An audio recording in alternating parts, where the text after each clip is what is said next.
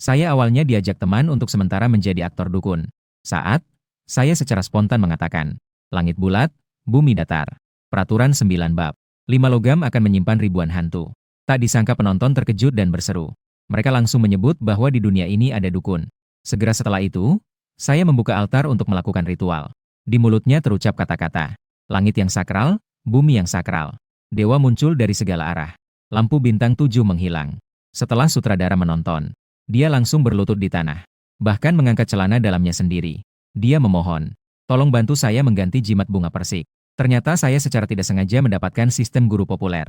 Selama popularitas saya cukup tinggi, saya bisa memanggil angin dan hujan, kekuatan untuk naik ke langit dan turun ke bumi. Sejak saat itu, saya setiap hari melakukan siaran langsung di dojo selama 2,5 jam. Namun, Big Data tidak pernah memberi saya rekomendasi. Hingga saat ini, saya hanya berhasil membuka satu kemampuan afinitas hewan. Pada hari itu, sekumpulan orang pergi ke gunung untuk mengambil lokasi syuting. Masuk ke dojo saya. Tiba-tiba seekor binatang kecil berdiri, berjalan ke pintu dan menghalangi jalan banyak orang. Segera diikuti oleh suara gelap yang datang dari belakang mereka. Kalian lihat, apakah saya seperti manusia atau binatang? Semua orang segera panik, berteriak minta tolong. Kamerawan mengangkat kamera besar itu dan kabur. Dalam kebingungan, sutradara Lee berbalik, melihat seorang pemuda yang mengenakan jubah pendeta. Itu adalah saya, yang berdiri di halaman belakang. Melihat mereka memandang ke arah saya segera memberi salam sebagai pendeta. Berkata, saudara-saudara sekalian, saya, Feng Qingzi, adalah pemilik dojo ini. Tadi hanya memberikan sedikit lelucon kepada kalian. Saya mohon maaf. Saya sebenarnya menunggu mereka masuk untuk berdoa. Tapi mereka terus-menerus berkeliling di depan pintu. Tidak mau masuk. Kebetulan melihat Tuan Mings berdiri, saya iseng sedikit. Memberikan sedikit lelucon. Kenapa kamu memelihara seekor musang kuning? Seorang staf terkejut. Saya menunjuk ke arah sana. Ini sepertinya adalah musang ungu. Meskipun disebut musang ungu, tetapi bulunya biasanya berwarna hitam atau coklat. Musang ungu bereaksi. Terdengar seperti hewan yang dilindungi. Saya menganggukkan kepala. Hewan yang dilindungi tingkat A. Semua orang terdiam. Baiklah, sekarang. Bahkan tidak berani untuk marah. Musang ungu membungkukkan badannya 2 kali. Melihat orang-orang tidak mempedulikannya lagi. Merasakan kebosanan. Ia merunduk dan merayap ke bahu saya. Kemudian berdiri tegak lagi. Dengan kedua tangan di pinggang. Semua orang terkejut dengan tindakan musang ungu. Ternyata begitu cerdas. Saya juga sedikit terkejut. Bertanya, apa yang kamu lakukan ini? Apakah kamu sudah cukup tidur? Lapar? Musang ungu mengangguk. Dia bisa mengerti apa yang kamu katakan. Yao Yao yang sedang siaran langsung merasa terkejut. Segera bertanya dengan hati-hati, dia tidak menggigit, kan? Bolehkah saya menyentuhnya? Saya pikir saya juga tidak bisa mengatakan itu. Saya baru saja mengenal musang ungu ini. Namun, melihat musang ini cukup cerdas. Seharusnya tidak ada masalah. Jangan pedulikan itu untuk sekarang. Mari biarkan orang-orang ini menyalakan dupa dulu. Katakanlah, semua orang. Dari jauh. Masuklah dan beristirahatlah. Dia tidak menggigit orang. Sangat jinak, saya memberi isyarat dengan mata. Musang, cepat sambut tamu. Musang, dalam beberapa hari ke depan, apakah kamu akan makan daging atau tanah? Semua tergantung pada kamu. Musang juga tidak mengecewakan harapan. Dia merayap ke dekat orang-orang. Jatuh ke tanah. Menggulingkan perutnya untuk dibelai orang. Dia sangat jinak, sangat menakjubkan, sangat lembut. Para staf wanita di kru dan aktris utama membentuk lingkaran. Dan sutradara Lee tampak terpesona melihat musang. Melihat seberapa populer musang ini. Sutradara Lee tiba-tiba mendapatkan ide bagus. Saya punya ide. Dia bertukar pandang dengan kameramen di sisi. Kamerawan sedikit mengangguk. Ya, saya juga punya ide bagus. Kamerawan berkata kita bisa memintanya untuk berakting. Menggantikan tokoh utama kita. Sutradara Lee mengangguk. Betul, itu dia. Mengubah tokoh utama menjadi cerpelai. Yang dapat menarik minat penonton wanita. Dan tidak akan mendapatkan penolakan dari penggemar suami Yao Yao. Nanti latar cerita bisa sedikit diubah. Tokoh utama adalah cerpelai yang menjadi manusia. Kemudian kita akan melakukan dubbing di pasca produksi. Betul, seperti itu. Kamerawan mengangguk. Menunjukkan persetujuan terhadap pemikiran sutradara Lee. Menyetujui tetapi sekarang ada satu masalah. Sutradara Lee berkata cerpelai tidak. Kamerawan kita juga telah menemukan masalah ini. Dia melihat saya yang berdiri tidak jauh. Berjalan menghampiri saya. Saya melihat dalam bisnis. Mengatakan, sudah datang. Mari kita bakar sebatang dupa terlebih dahulu. Sutradara sedikit malu. Setelah selesai membakar dupa, dia kemudian memberitahuku tentang pemikirannya. Apa maksudmu adalah, kamu ingin cerpelai ini berperan sebagai tokoh utama? Sutradara Lee mengangguk. Ya, tokoh utama kita ada urusan mendadak dan tidak bisa datang. Jadi kami memutuskan untuk mengganti pemeran utama laki-laki. Saya jadi bingung. Pemeran utama laki-laki setidaknya harus manusia, kan? Kamu bahkan belum melihat musang ini. Bagaimana kamu bisa memastikan jenis kelaminnya? Tapi karena tadi, sutradara Lee dan yang lainnya menyumbang 500 yuan untuk persembahan. Saya menyatakan bahwa saya akan memikirkannya. Bisakah kamu jelaskan terlebih dahulu tentang isi pertunjukan dan bayaran? Sutradara Lee berpikir sejenak, mengatur kata-katanya. Yang akan kami filmkan adalah sebuah alur cerita yang mirip dengan Ghost. Pemeran utama laki-laki adalah seorang dukun palsu. Sementara pemeran utama perempuan adalah seorang monster asli. Sekarang kami memutuskan untuk menggantinya. Diganti dengan dukun wanita dan monster laki-laki. Musang ungu memerankan makhluk gaib. Saya mendengar kata-kata ini. Saya bahkan lupa makan. Naskah ini bisa diubah seperti ini? Sutradara Lee berkata tentu saja bisa diubah seperti ini. Drama dengan pemeran wanita utama kini lebih menarik. Saya terdiam sejenak dan bertanya berapa bayaran itu. Sekarang sutradara berpikir diam-diam. Dia mempertimbangkan sejenak. Dia mengatakan sebelumnya bayaran untuk pemeran utama laki-laki adalah 20.000. Sekarang kita ini adalah hewan yang dilindungi. Apakah bisa ikut syuting? Saya perlu bertanya lebih lanjut. Jika bisa syuting, kita akan ambil 2,05 juta yuan. Bagaimana kalau saya yang syuting? Baik, sepakat. Kamu tidak mau menanyakan pendapat cerpelai itu? Saya bilang dia tidak memiliki pendapat apapun. Tugas telah selesai. Penghuni melakukan undian. Undian selesai.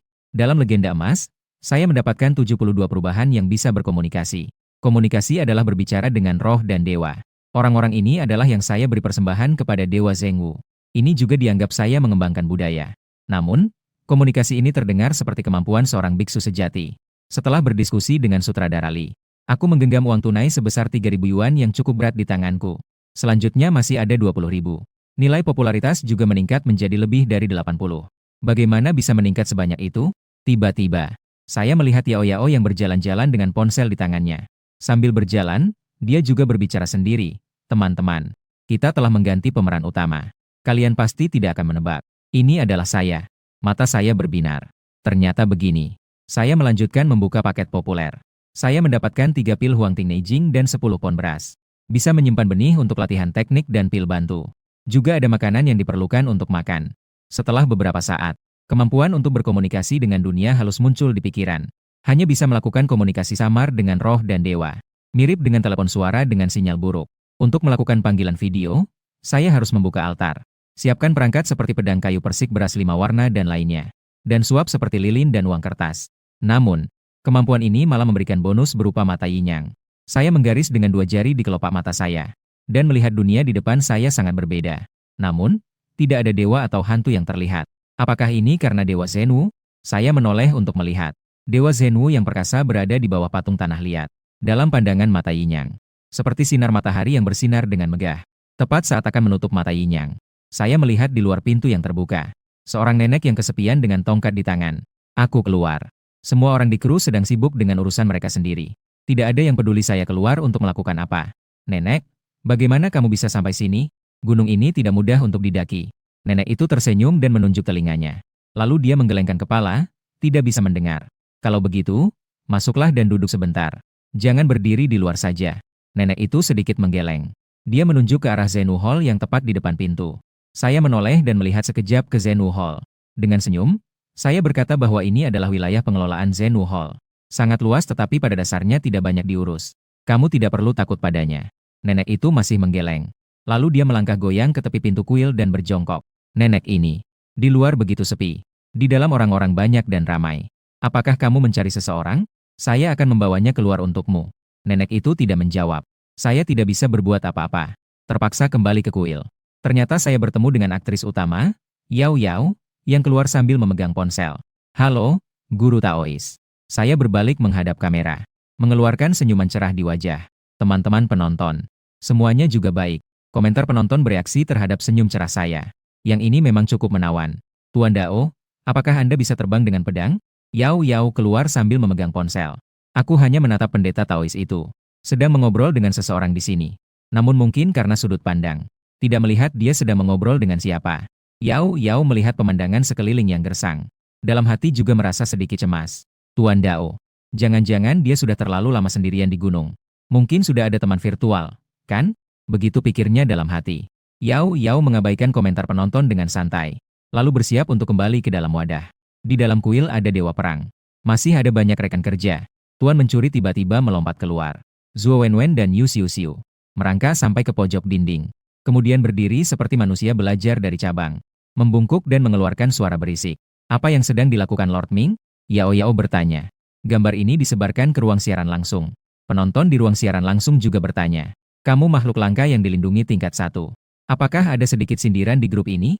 Sepertinya dia sedang mengatakan sesuatu. Yao Yao masuk dan menemukan saya. Menarikku keluar untuk melihat hasilnya. Apakah Tuan Mencuri sedang mengatakan sesuatu? Pendeta, apakah kamu bisa mendengarnya? Aku benar-benar bisa mendengarnya. Warisan teknik komunikasi spiritual. Juga meningkatkan kemampuan keterikatan hewan kecilku. Juga meningkat cukup banyak. Aku membantunya dengan terjemahan. Dia bilang, apa aku terlihat seperti nenekmu? Ekspresi wajah Yao Yao. Aku tertegun ketika melihat ekspresi wajah Yao Yao tidak benar. Segera menjelaskan tidak. Jangan salah paham, Nona Yao Yao. Ini bukan maksud saya. Ini hanya menyampaikan terjemahan. Kata-kata asli dari Tuan Diao bahkan lebih menyakitkan. Wajah Yao Yao semakin terlihat tidak enak. Wajahnya berubah pucat. Saya menunjuk ke arah Tuan Diao di samping dinding dan berkata. Dan kata-kata Tuan Diao ini disampaikan oleh nenek di samping ini. Dia memiliki masalah pendengaran. Kata-kata yang diucapkannya juga tidak jelas. Saya hanya bisa meminta Tuan Diao terlebih dahulu. Lihat, nenek ini adalah nenekmu, bukan? Mantel besar berwarna ungu. Celana wol abu-abu dan topi wol biru tua. Di sebelah kanan juga tergantung tongkat merah tua. Cukup? Yao Yao berteriak marah. Kemudian dia berbalik dan masuk ke dalam dojo. Saya cemberut dan mengulurkan tangan untuk mengambil undangan. Lihat, apa yang kamu lakukan yang baik. Saya tahu saya sedang melakukan kebaikan. Benar-benar melihat hantu. Kamu melakukan hal baik dengan Kuan Mao. Kita berdua menikmati hidangan lengkap mancuhan. Semua sudah kamu segel dengan baik. Suara desis. Aku mengangkat tengkuk sang pemeran utama. Lalu mengikuti Yao Yao masuk ke dojo. Yao Yao menutup siaran langsung di sebuah ruangan. Menemukan sutradara Li. Sutradara, saya tidak bisa melanjutkan peran ini. Aku sangat sedih. Sutradara Li tidak terlalu pandai menghibur orang. Dia hanya bisa berkata, jangan terlalu sedih dulu. Aku ingin menangis, aku tidak ingin berakting lagi. Sutradara Li terkejut. Pria dan wanita yang kesepian. Di siang bolong. Atau kamu yang menangis keras di kamarku. Apa arti itu? Ada apa dengan keluhan ini? Apakah ada hal yang tidak bisa dikatakan? Lihat, Yao Yao menghapus air matanya.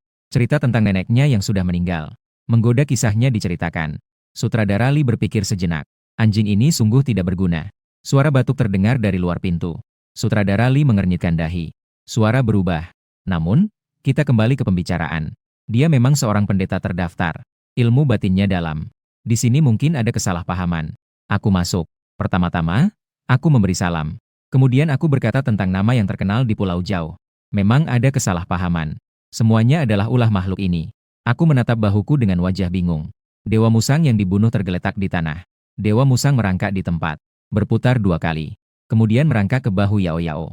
Menggosokkan wajahnya pada wajah Yao Yao. Yao Yao tidak menangis lagi. Dia berkata, bagaimana mungkin seekor musang bisa berbicara? Jelas itu adalah maksud manusia. Kepala Li Dao sudah besar. Selain dari pekerjaan dasarnya, dia juga harus berperan sebagai hakim. Ayo jelaskan sedikit. Li Dao berkata dengan suara pelan. Aku menjawab ada seorang nenek di sudut tembok. Kalian mungkin tidak bisa melihat. Tapi aku dan Cerpelai itu bisa melihat. Kemudian musang pergi menanyakan nenek itu mau apa. Nenek itu berkata datang untuk mencari cucunya. Dia berkata, aku akan membantumu mencarinya. Setelah itu begitulah adanya. Kamu bercanda? Nenek saya sudah meninggal bulan lalu. Menggoda orang yang sudah meninggal. Apakah kamu masih bisa disebut manusia? Yao Yao mulai panik. Saya menjelaskan bahwa setelah orang meninggal, jika ada keinginan yang terpendam, mereka akan berkeliaran di dunia ini untuk sementara waktu. Ini juga tidak bisa disebut sebagai tahayul. Karena medan magnet otak manusia itu sendiri memiliki energi. Li Dao, orangnya jadi bingung. Pendeta ini, apakah Anda juga berbicara tentang sains? Saya tidak setuju. Direktur Li, saya juga lulus dengan gelar sarjana. Lulus dari Akademi Jalan yang resmi. Yao Yao tidak mau melakukannya lagi. Lulus sarjana itu membuatmu bisa berbicara sembarangan seperti ini. Li Dao, dia menggoda anggota keluargaku yang telah meninggal. Saya bilang nenek itu belum pergi setelah sekian lama. Mungkin dia punya sesuatu untuk dikatakan padamu. Cobalah ingat kembali. Saya akan turun gunung untuk membeli beberapa beras 5 warna, uang kertas, dan lilin. Nanti saya akan mempertemukanmu dengan nenekmu. Ini adalah Dewa Zhenwu yang ada di sini. Nenekmu bahkan sulit untuk masuk pintu. Hanya bisa tinggal di sudut dinding. Yao Yao tiba-tiba menutup telinganya dan berteriak. Lalu berbalik dan langsung lari. Sutradara Li berkata panjang. Anda ini agak berlebihan. Bercanda sampai tidak ada batasnya. Saya juga merasa tidak bersalah. Bilang, bagaimana jika saya bawakan Anda untuk melihat nenek itu terlebih dahulu? Saya merasa nenek itu tidak punya niat jahat. Jika tidak, meski Dewa Wuzhen tidak mengurus hal-hal. Tapi bukan Anda yang mengendalikan. Sutradara Li di siang hari. Kulitku merinding. Bukan? Tidak, tidak ada kata. Kekuatan aneh dan kekacauan. Tim kita menjunjung tinggi ilmu pengetahuan. Saya pergi mencari Yao Yao untuk berbicara sedikit. Anda berkomunikasi dengan Tuan Diao. Alur cerita di kuil kita lebih cepat. Mungkin bisa selesai dalam 1 minggu.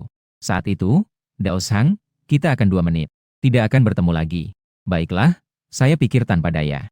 Begini, malam ini saya akan membuka tempat kerja. Kalian semua bisa ikut lihat ya. Kebetulan malam ini adalah malam purnama. Manfaatkan kesempatan ini. Nenek itu juga bisa memenuhi keinginannya untuk dilahirkan kembali. Jika tidak, terus-terusan begini juga bukan hal yang baik. Di pulau yang jauh, ia mengetuk meja. Kapan sebenarnya kamu akan berhenti berpura-pura? Saya juga tidak ingin membuat masalah. Tapi nenek itu sangat miskin kemarin. Saya tetap merasa kasihan. Saya sudah berjanji kepada nenek, tidak boleh mengingkari janji. Lagi pula nenek itu sudah seperti ini. Masih ingin bertemu untuk yang terakhir kalinya. Saya tidak bisa begitu tidak berperasaan, kan? Li Daqiang menahan kemarahan. Jadi jika kamu ingin melakukan ritual, malam ini kami akan bersabar denganmu 1 kali lagi. Jika setelah malam ini kamu masih mengganggu seperti ini, jangan salahkan kami jika melaporkan ke polisi. Saya mengangkat tangan kanan saya. Saya bersumpah kepada Huang Di Zhenwu. Jika saya sengaja mengganggu tokoh utama kalian, biarkan saya dihukum dengan petir. Diao juga dengan serius mengangkat tangan kanannya. Zizi zizi zizi. Li Dao menatap 1 orang dan 1 cerpelai dengan wajah suram. Dia mengangguk. Direktur Li juga sudah pergi. Saya berkata kepada cerpelai, kamu bilang, saya susah payah berusaha menjadi orang baik. Masih disalahpahami oleh orang lain.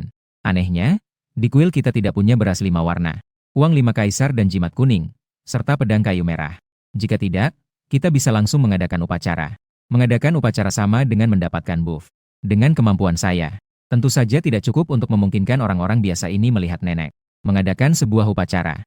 Itu sama saja dengan meminjam muka dari leluhur yang kita sembah. Nanti, leluhur akan memberikan mata yin-yang kepada orang-orang biasa ini. Mungkin prosesnya seperti ini. Yang disebut dengan dupa. Uang kertas bambu hanyalah suap untuk leluhur. Salah? Seharusnya disebut sebagai persembahan. Lin Tian meregangkan tubuhnya. Grup ini adalah semua dewa kekayaan. Uang 20.000 yang tersisa belum diberikan. Ini adalah biaya makan untuk saya dan cerpelai selama hampir setahun. Yao Yao adalah dewa keberuntungan tertinggi di antara semua dewa keberuntungan. Rencana siaran langsungnya sendiri. Dia masih harus bergantung pada trafik orang lain. Ditambah lagi, Lin Tian juga bisa dibilang sudah tua di dalam hatinya. Jiwa ini berkeliaran di dunia yang terang. Akhirnya, itu memang tidak nyaman. Jika tidak ada obsesi, siapa yang akan menderita seperti ini? Dengan banyak faktor ini digabungkan, Lin Tian akhirnya setuju untuk membantu. Jika tidak, Lin Tian malas melakukan pekerjaan sulit seperti ini. Ayo pergi. Ah, Musang. Kita turun gunung untuk berbelanja. Diao Ye juga sangat senang. Tidak berisik lagi. Berubah menjadi ramai. Sangat menjijikan. Mengapa dukun ini seperti ini? Yao Yao. Kami bisa sampai ke tempatmu sore ini. Tenang saja. Kami pasti akan membela kamu. Ya. Hanya seorang dukun bau. Dia harus berterima kasih bahwa sekarang adalah masyarakat yang berdasarkan hukum. Jika tidak, aku pasti akan membuatnya merasakan penderitaan. Hari ini adalah hari pertama, yaitu upacara pembukaan. Namun, ini adalah drama internet. Yang penting maknanya sampai. Membunuh ayam. Juga tidak menyembah Guan Erye. Melainkan sembah kepada Dewa Zhenwu. Menyalakan 2 batang dupa lagi. Meskipun sudah mulai. Yao Yao mengikuti dan merekam beberapa adegan setelah itu. Hanya beberapa peran kecil sebagai pemeran pembantu. Dia beristirahat di samping. Sambil mengeluh kepada sahabat-sahabatnya. Namanya juga cewek. Sahabat terbaik hanya 1. Namun, saling mengklaim sahabat bisa ada beberapa. Juga harus ada grup sahabat. Di dalam grup, salah satu sahabat mengirim pesan. Tapi mendengar deskripsi kamu, sepertinya memang ada sedikit daya tarik. Dewa ini tidak benar-benar memiliki ajaran, kan? Yang lainnya berkata, ada seorang laki-laki. Jika dia begitu berpengaruh, tidak mungkin berada di kuil yang sepi seperti ini. Ini adalah kesempatan langka untuk bertemu dengan orang kaya. Menyiapkan untuk memangsa. Lihat saja. Tunggu sampai malam. Dia pasti tidak akan membiarkanmu melihat nenek itu. Melainkan membuat dirinya sendiri menggantikan nenek itu. Dan kemudian menggunakan beberapa informasi yang ditemukan di internet. Menyamar sebagai nenek tua. Menipumu agar mempercayainya. Tunggu sampai kamu benar-benar percaya dia bisa mengobrol dengan nenek tua. Uang itu dikeluarkan baru disebut aliran kas. Yao Yao juga mulai menyadari. Ini tampaknya adalah skema penipuan yang ditujukan padanya. Karena dia melihat dia memiliki uang. Ingin memeras sedikit dari dirinya. Namun, saya dapat membatalkan kontrak dengan perusahaan influencer tanpa ada skandal bocor. Anda juga bisa berjanji tidak ada skandal bocor. Yao Yao mulai mengetik. Kalian datanglah malam ini. Saya ingin tahu apa yang dia rencanakan untuk malam hari. Nanti kalian siaran langsung diam-diam di samping. Kebetulan saya akan mengungkap penipu ini. Biarkan dia terkenal di seluruh internet. Pendeta busuk ini. Memberi muka tapi tidak tahu malu. Kakak properti sangat marah. Sekarang sudah sore. Mereka adalah kru drama online. Meskipun mereka tidak bisa dianggap amatir. Tetapi juga tidak seburuk kru 996 yang sering diceritakan di internet. Semua orang relatif setara dalam status. Selain itu, pekerjaan juga cukup santai. Tidak ada kebutuhan mendesak untuk terburu-buru. Sekarang selesai syuting di belakang layar. Semua orang berkumpul bersama. Sedikit membersihkan untuk menyiapkan makan malam. Tidak ada kotak makan khusus. Tapi ada koki khusus. Dipegang oleh Zhang, yang juga bertindak sebagai properti. Zhang tua sambil memetik sayuran. Sambil memarahi Lintian. Dasar dukun anjing ini. Sungguh kali ini sangat menegangkan. Saya belum pernah melihat orang seperti ini. Kamerawan Wang kecil juga berjongkok di samping membantu memetik buncis. Dia juga ikut mengeluh. Ini terlalu konyol. Sangat berbeda dengan dukun yang ada dalam pikiran saya. Tidak ada kualitas. Jalan tidak ada jalan. Seluruhnya seperti jatuh ke dalam lubang uang. Mirip dengan biksu yang memiliki wajah bulat dan telinga besar. Ucapanmu tiba-tiba mencemarkan dua agama. V, hati-hati ada yang mencari masalah denganmu. Asisten sutradara yang juga produser, Zhao Daguang, juga berjongkok memetik sayuran.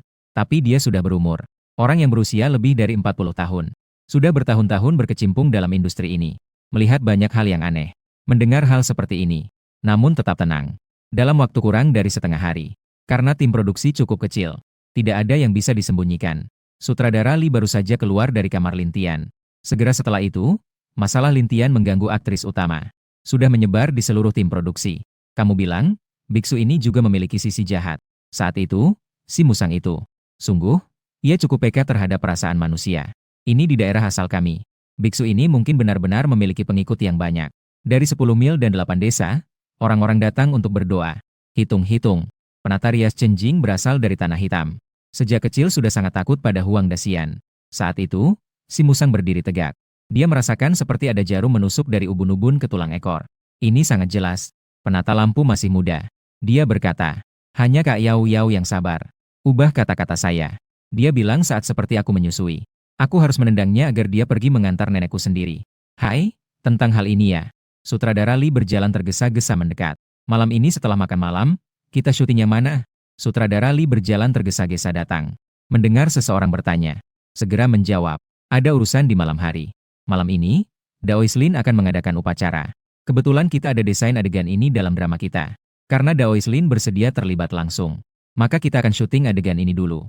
Sangat profesional, ya. Asisten sutradara Zhao Daguang menepuk-nepuk debu di tangannya. Letakkan sayuran yang sudah dipetik di sisi koki Lao Zhang. Namun, pengemis ini sama seperti doktor di beberapa bidang. Semuanya adalah ilmu berdasarkan pengalaman. Semakin tua, semakin mendalam. Dia yang masih muda ini. Mengerti tidak tentang seluk-beluknya? Jika langkah-langkah upacara salah. Saya tidak paranoid. Juga bukan kepercayaan kuno. Yang utama adalah tentang keberuntungan ini. Itu benar-benar ada. Tidak akan benar-benar memengaruhi kita. Bukan? Zhao Dagang menunjuk ke depan menuju Hall Zhenwu. Kaisar Agung Zhenwu ini. Namanya tidak kecil. Tidak peduli di aliran Taoisme manapun. Dia memiliki peran yang sangat penting. Dalam kepercayaan rakyat. Dia juga tidak bisa dianggap remeh. Jika memang ada sesuatu. Begitu Zhao Dagang mengatakan itu. Semua orang jadi agak diam. Karena dalam hal-hal seperti ini, lebih baik percaya ada daripada tidak. Tidak bisa percaya bahwa itu tidak ada. Terutama bagi mereka yang bekerja di bidang ini. Sebaiknya nasihati dukun itu. Tanpa alat yang tepat. Jangan ambil pekerjaan yang sulit. Jika berusaha untuk bersikap sok, justru akan terjatuh. Jangan sampai kita juga terkena dampak dan sial. Penata rias Cenjing adalah orang yang sangat realistis. Dia selalu mengatakan yang sebenarnya. Namun, begitu dia membuka mulut, pemikiran orang lain jadi lebih aktif. Jika kita tidak melihat nenek Yao Yao, itu baik-baik saja. Tetapi jika kita benar-benar bertemu, seorang pemeran pendukung muda tidak bisa menahan diri. Begitu menyebut nenek Yao Yao. Seorang pemeran pendukung di sebelah cepat-cepat menahan dia. Menutup mulutnya. Apa ini namanya? Apa artinya tidak melihatnya adalah hal yang baik? Alasan mereka membiarkan anak ini melakukan semua ini. Bukan karena dalam hati mereka ada harapan jika benar-benar bisa melihat nenek sekali lagi. Namun, kata-katanya juga masuk akal. Tidak bisa melihatnya. Menunjukkan bahwa pendeta ini berbohong. Setelah ini dia juga tidak punya alasan untuk membuat keributan. Bagaimana jika kita benar-benar melihatnya? Apakah kita akan mengatur orang itu dari belakang? Saat ini, Tim produksi mulai merasakan suasana seperti badai yang akan datang. Membiarkan Lin Tian mengadakan upacara. Menjadi lebih hati-hati. Tunggu sebentar. Mari kita lihat malam ini. Dengan begitu banyak orang. Jika benar-benar ada masalah. Apakah bisa ada masalah sebenarnya? Sutradara Li bahkan mulai bingung. Dia sebenarnya sudah merasa tidak nyaman. Sekarang baik-baik saja. Anggota tim produksi satu sama lain semakin membesar-besarkan cerita. Dia adalah sutradara. Dia adalah anggota utama dari tim produksi. Secara lisan tidak bisa mengaku kalah. Namun di dalam hati sebenarnya sangat takut. Gunung-gunung dan hutan belantara. Tim produksi. Kuil yang runtuh. Pendeta muda. Nenek yang telah meninggal 1 bulan lalu. Buff ini kepenuhan. Mereka sedang syuting drama online. Hanya untuk adegan ini. Sudah bisa dibuatkan belasan episode Nie Xiaoqian. Kalau begitu, kita tunggu malam saja. Nanti tunggu sang biksu kembali. Tidak jauh dari Sanlongguan di kaki gunung ada sebuah desa. Tidak jauh di bawah gunung Sanlong terdapat sebuah desa kecil. Desa ini berada di jalur transportasi utama. Ada beberapa persimpangan jalur kereta. Di tepi desa ada stasiun pengiriman barang. Sesekali ada kereta barang yang lewat. Mereka akan berhenti sementara beberapa menit. Desa ini cukup ramai. Lin Tian membawa Dia Oye. Ia juga menarik perhatian banyak orang. Karena dia adalah orang lokal yang lahir dan besar di sini. Dia hanya kuliah beberapa tahun di luar daerah. Jadi orang-orang di desa ini masih mengenal Lin Tian. Beberapa orang juga akan datang untuk menyapa Lin Tian. Sekali-sekali mengelus kepala Diao. Lin Tian pun tidak berkeliling sembarangan. Dia langsung menuju sebuah toko perlengkapan pemakaman lokal. Membeli sedikit dupa, lilin, uang kertas, dan perahu uang. Serta pedang kayu persik dan kertas kuning dengan tinta merah. Apakah ada pedang kayu persik atau pedang uang tembaga? Lin Tian sudah mencari setengah hari tetapi tidak menemukan alat sihir yang bisa digunakan. Setelah dia membuka mata inyangnya, dia bisa melihat asap dan aura dari benda-benda ini. Lilin dan uang kertas terbanyak. Tapi tidak mungkin membawa sebatang lilin atau setumpuk uang kertas untuk menghormati leluhur. Itu terlalu tidak sopan, kan? Ini sama seperti langsung memasukkan uang ke saku orang lain. Lalu apa bedanya jika kita meminta orang itu melakukan sesuatu? Tanpa memberi salam sama sekali. Pedang kayu persik digunakan dalam ritual karena memiliki energi positif yang cukup. Pedang uang tembaga digunakan dalam ritual karena ada uang dan aura keberuntungan. Keduanya memiliki kesamaan yaitu termasuk dalam kategori positif. Dapat membantu penyelenggara ritual menanggung angpau dari leluhur. Jika tidak, leluhur akan menghancurkan satu keturunan setiap kali mereka datang. Maka lebih baik leluhur tidak datang. Tidak ada pedang kayu persik. Apakah kayu willow bisa? Baru saja dipotong untuk cucu. Willow termasuk kategori negatif. Saya belum pernah melihat dukun menggunakan pedang kayu willow. Sebenarnya ada yang menggunakan ranting willow untuk memelihara hantu kecil. Dan willow dalam masyarakat umum berkaitan dengan konsep perpisahan dan kesedihan. Artinya juga tidak baik. Apakah ada barang-barang seperti lonceng, cermin tembaga, atau uang kuno? Pemilik toko mengangkat kedua tangannya. Belum pernah melihat orang yang berziarah membutuhkan barang-barang ini. Bukankah ini menunjukkan bahwa mereka merasa rumah mereka tidak cukup angker? Itu masuk akal. Tapi di mana saya bisa mencari alat ritual yang saya gunakan malam ini? Tugas hari ini telah selesai. Dapat melakukan undian. Lin Tian sangat senang. Saya sampai lupa tentang sistem ini. Sedang melakukan undian. Selamat. Anda mendapatkan 1 mangkuk beras roh. Lin Tian. Terima kasih. Syukurlah bukan sekadar terima kasih atas kunjungan. Lalu, di mana saya bisa menemukan alat ritual saya? Pemilik toko melihat Lin Tian yang bersikeras mencari ini. Merasa bahwa Lin Tian kali ini membeli barang senilai 300-an. Dia juga merupakan pelanggan besar. Segera memberinya jalan terang. Nah, kau bisa coba cari di toko sebelah. Di sana ada yang menjual produk lokal. Ada pedang kecil, gelang tangan dan sejenisnya. Tapi apakah itu bukan dari kayu persik? Saya tidak tahu. Apakah tongkat ini dijual? Lin Tian berjongkok di taman pekerja. Berjongkok di sebelah seorang kakek yang sedang bermain catur. Kakek itu mengangkat kepalanya. Dia melihat Lin Tian dengan penasaran. Dia bertanya, apakah kamu menyukai tongkatku? Lin Tian menganggukkan kepala. Kakek, saya bersedia membayar 300 yuan untuk tongkat Anda. Kakek itu dengan senang hati melambaikan tangan. Pergi jauh-jauh. Jangan mengganggu saya bermain catur. Sudah mempengaruhi cara berpikir saya. Lau Wang, saya menyesal dengan 1 langkah. Kakek di seberang, Lau Wang, tidak senang. Dia segera menarik mobil dari tangan kakek itu. Bisa dimainkan. Jika tidak mau bermain, pergi saja. Setiap langkah ada penyesalan. Kamu bercanda? Lin Tian merasa tidak nyaman. Dia hanya bisa berdiri untuk mengamati barang-barang di tangan kakek-kakek lainnya. Barang dari kayu persik ini. Di kota. Tidak bisa dibilang jelek. Namun juga sulit untuk didapat. Toko barang antik dan toko barang kuno. Mengelilingi sekali. Tidak melihat satupun barang asli. Jangan bilang barang dari dinasti Shang dan Yao. Bahkan barang dari minggu lalu pun bukan. Beberapa barang antik bahkan tanggal produksinya besok. Membawa lilin dan uang kertas, berjalan-jalan sebentar. Dia mengenakan jubah pemuka agama. Memegangnya seperti ini tidak terlihat aneh. Bahkan ada yang bertanya kepada Lin Tian apakah dia meramal. Berjalan-jalan hampir setengah hari. Baru di taman pekerja ini dia menemukan alat sihir yang cocok. Tongkat kakek ini tidak hanya terbuat dari pohon persik, tapi juga telah diberi kehidupan oleh arwah dan energi manusia. Bentuknya juga sangat lurus. Lin Tian langsung tertarik pada pandangan pertama. Kakek ini tidak begitu bagus dalam bermain catur. Selalu mengulang langkah, terus-menerus meratapi langkahnya. Tapi pemain catur yang buruk tetaplah pemain catur yang buruk. Kakek di seberang juga tidak merasa terganggu. Hingga akhirnya, saat senja, semua orang sudah pergi. Baru setelah itu kakek ini berdiri. Melihat sejenak pada Lin Tian yang sudah lama berjongkok di sampingnya. Lalu melihat lagi pada rubah di bahu Lin Tian. Dari mana rubah ini berasal? Lin Tian menjelaskan. Ini adalah rubah. Kakek, anak muda ini cukup modis ya. Di usianya yang masih muda, sudah memakai rubah. Kakek itu menyilangkan tangan di belakang. Ia membawa tongkatnya. Lalu ia berjalan ke arah kompleks perumahan. Beberapa kakek lainnya melihat Lin Tian. Mereka semua tertawa.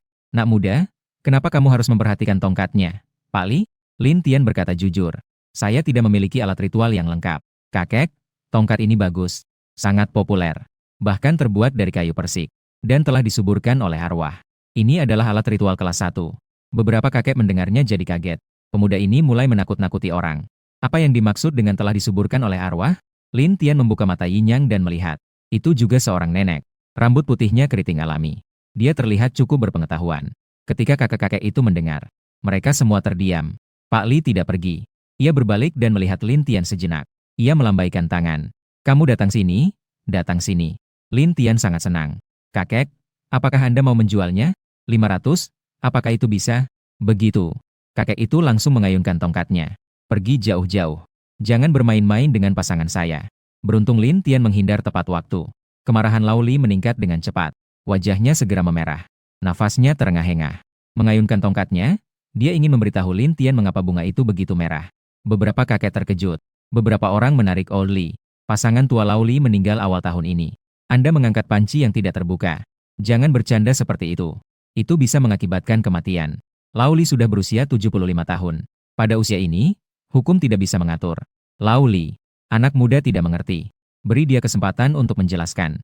Lin Tian seketika mengerti. Dia berkata kepada Lao Li, saya bisa membuat Anda melihat pasangan Anda untuk terakhir kalinya. Seperti menekan tombol pos. Semua orang berhenti dari aktivitas mereka. Beberapa kakek sekaligus menatap Lin Tian. Lin Tian berkata dengan serius. Kakek, maaf. Saya tidak bercanda. Kebetulan saya akan mengadakan ritual malam ini. Jika Anda tidak keberatan, silakan ikuti saya mendaki gunung.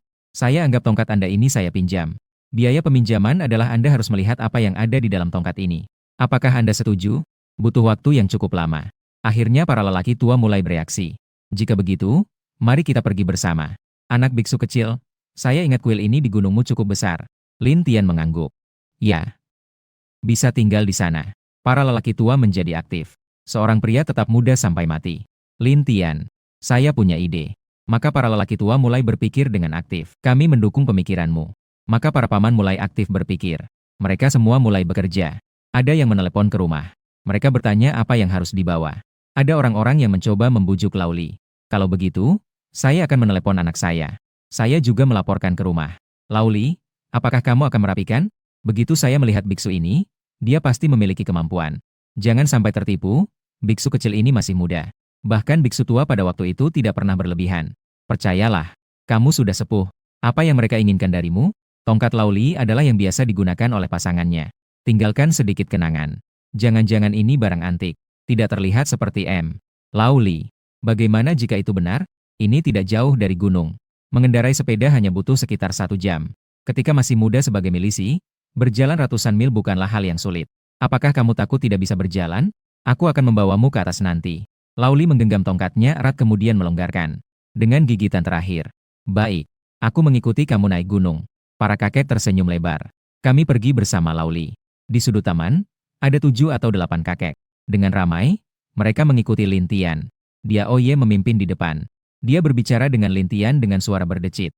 Lin Tian berkata kepada Dia Oye, kamu berlari cepat. Kalau begitu, kita harus pergi ke atas dulu dan beritahu mereka. Jangan biarkan mereka menunggu terlalu lama. Dia Oye tidak peduli. Dia Oye maksudnya adalah mereka suka pergi atau tidak pergi. Lin Tian mengangkat ibu jarinya. Tetap saja, Dewa Marten sangat dermawan. Ini sudah malam. Mengapa biksu kecil ini belum kembali? Seorang gadis cantik berkaos putih berbadan langsing menemani Yao Yao. terus-menerus melihat ponsel. Jangan-jangan dia sudah melarikan diri. Takut kita melaporkannya ke polisi. Gadis cantik berwajah bayi yang lain berkata. Yang terakhir, wanita anggun berkata, tidak mungkin. Kuil ini adalah milik pribadi. Jika ini akan dikembangkan, nilainya tidak akan terlalu rendah. Dia adalah orang biasa. Jadi tidak akan kehilangan pekerjaan biksu. Karena hal seperti ini. Ketiga orang ini adalah sahabat baik Yao Yao. Teman sekelas di SMP dan SMA. Semuanya berasal dari tempat yang sama. Setelah dewasa, mereka juga berjuang di kawasan ini. Gadis muda itu bernama Su Xiaowen. Dia adalah pekerja media independen yang membuat akun promosi hiburan. Wajah bayi juga. Hanya seorang beauty vlogger. Wanita anggun yang terakhir. Bisa dibilang dia yang paling mencolok di antara saudara perempuan. Dia adalah seorang analis keuangan. Bekerja di sebuah bank investasi besar. Tiga saudara perempuan itu tidak punya kesan baik tentang Lin Tian. Terutama berdasarkan deskripsi Liu Yao Yao. Lin Tian dan si mesum itu tidak ada bedanya. Jadi, mereka bersedia menggunakan spekulasi terburuk untuk mendefinisikan dia. Sementara itu, sutradara Li dan mereka juga sudah siap. Direktur Li mengatur agar seseorang membawakan meja sutra merah yang telah ia gunakan pada upacara pembukaan sebelumnya. Menyusun piring berisi buah. Tepat di depan pintu masuk utama Zhenwu Hall. Kemudian memeriksa lagi dengan membuka ponselnya. Di internet, dibilang pengaturannya seperti ini. Benar kan? Asisten sutradara Zhao Daguang juga membuka ponselnya untuk melihat. Seharusnya benar. Sutradara Li mendekat. Menemukan Zhao Daguang sedang melihat wanita cantik. Kapan kamu masih melihat ini?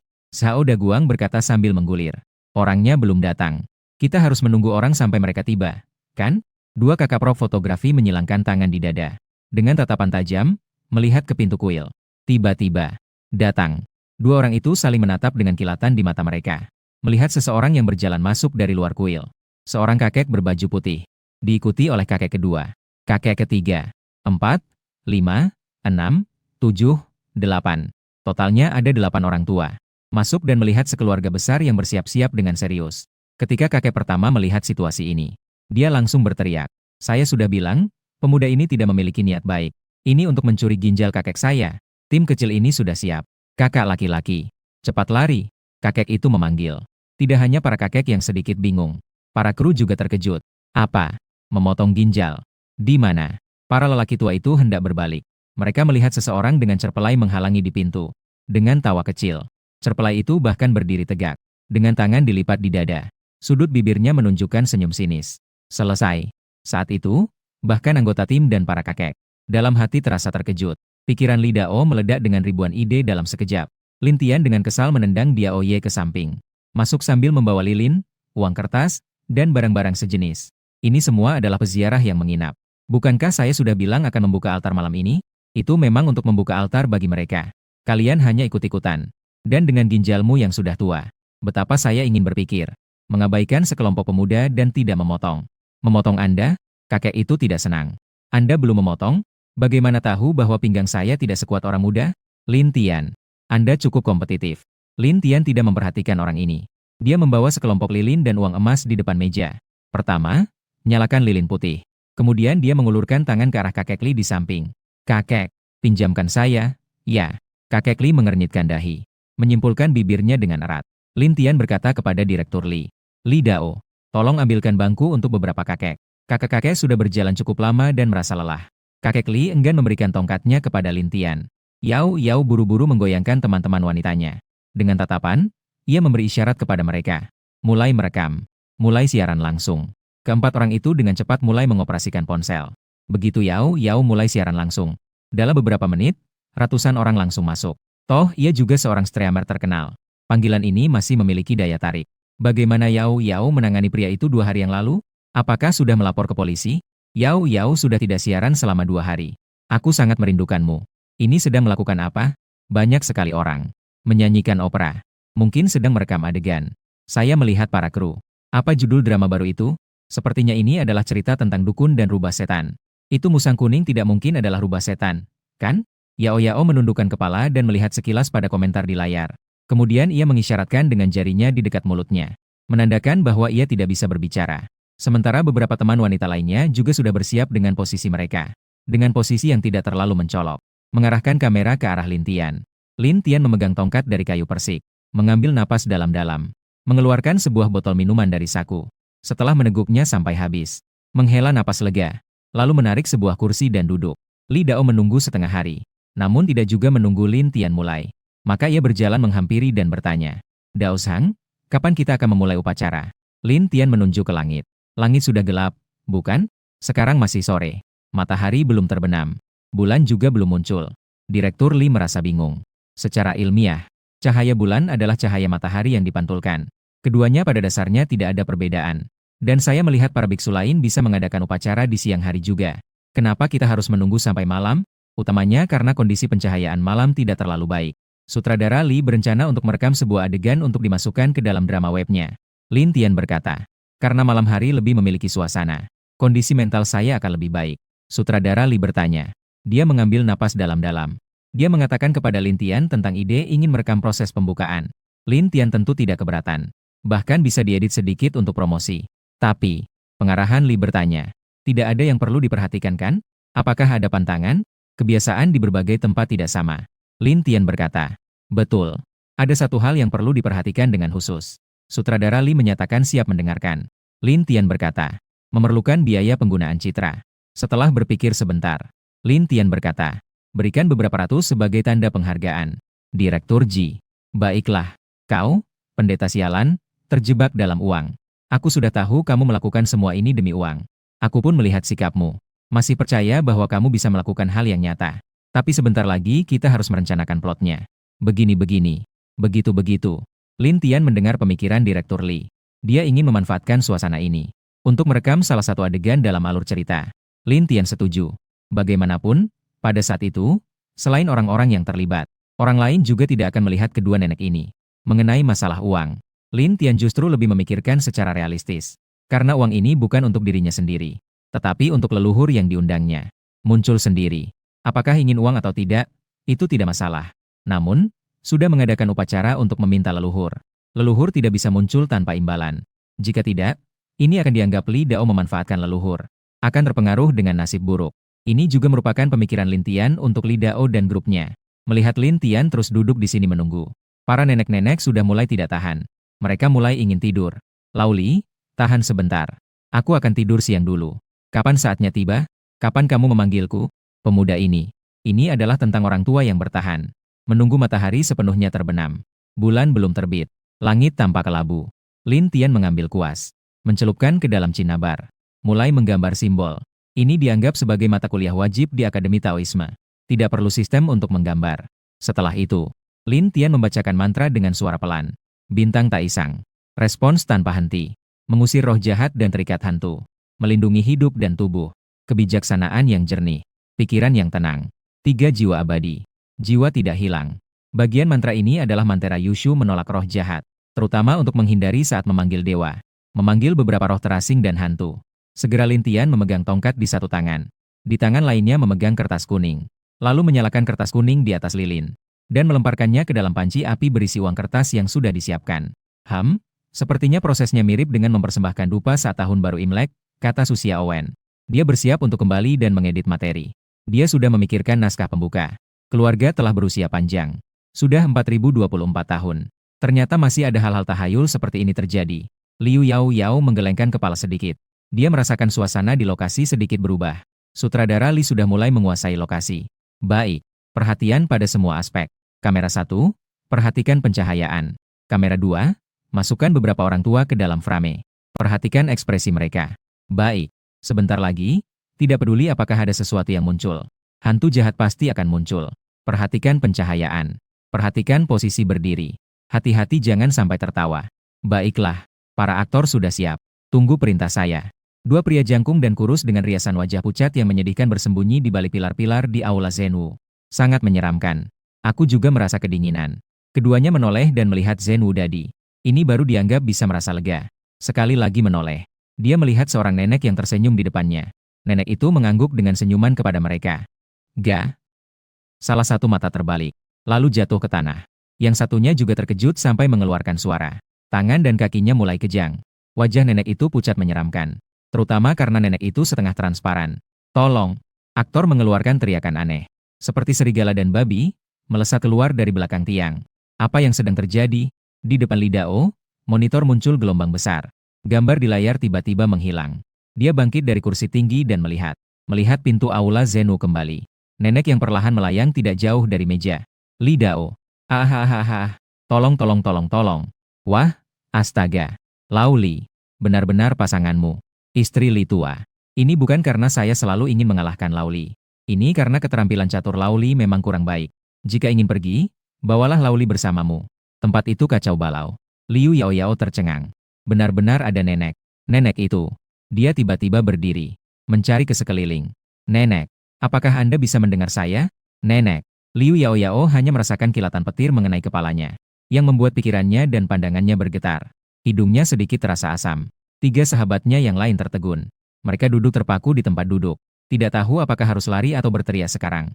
Kakak, kamu tidak ada gerakan sebelum menyerangnya? 2 tangan bertepuk. Langsung datang ya? Kenapa kamu tidak memberikan pendahuluan sedikit? Lin Tian melihat situasi yang berantakan. Juga merasakan ketidakberdayaan yang sangat besar. Dia tidak menyangka benda ini benar-benar tidak ada gerakan sebelumnya. Juga tidak ada angin dingin yang berhembus. Juga tidak ada kabut hitam yang menyelimuti. Hanya menggunakan tongkatnya sebagai antena. Mengirim sinyal kepada nenek moyang yang tidak dikenal. Artinya nenek moyang, pinjamkan sedikit kekuatan kepada saya. Saya meminta nenek tua itu untuk menunjukkan wujudnya. Selesai, aku berbicara sebentar dengan keluarga. Setelah berbicara, dia mengantarkan nenek pergi. Entah dari mana, Lin Tian menjawab. Tengah, nenek itu pun muncul. Lebih cepat dari 5G. Lau Li menatap nenek dengan bingung. Nenek itu berjalan ke hadapnya. Dengan senyum, nenek itu berkata kepada Lau Li, kau sudah menyesal seumur hidupmu. Pada akhirnya, kau tetap memiliki niat jahat tapi tidak punya keberanian. Dia bilang, saat aku mati nanti, mudah untuk mencari pasangan baru. Aku sudah meninggal lebih dari setahun. Kenapa kau tidak mencariku? Mata Lau Li langsung memerah. Aku akan mencarinya sekarang. Hal yang paling aku sesali dalam hidupku adalah menikahimu. Setiap hari, selain mengingatku, kau hanya mengingatku. Tanpamu, telingaku jadi sangat tenang. Nenek itu dengan senyum, mengelus kepala Lau Li. Dia berkata, aku telah menyesali banyak hal dalam hidupku. Yang paling membuatku merasa bahagia dan tidak menyesal adalah ketika aku kembali ke kota dan tidak mendengarkan orang tuaku. Tinggal bersamamu di kota ini. Setelah selesai berbicara, nenek itu pun menghilang. Lau Li tiba-tiba menangis terseduh. Dia melihat ke sekeliling. Benar-benar menghilang. Tidak ada. Lau Li langsung menangis terseduh. Duduk di bangku dan menangis terseduh-seduh. Istriku. Aku menyesalinya. Kenapa aku begitu keras kepala? Aku menyesalinya. Seharusnya aku tidak memberitahumu tentang ini. Kau bilang ini adalah pertemuan terakhir.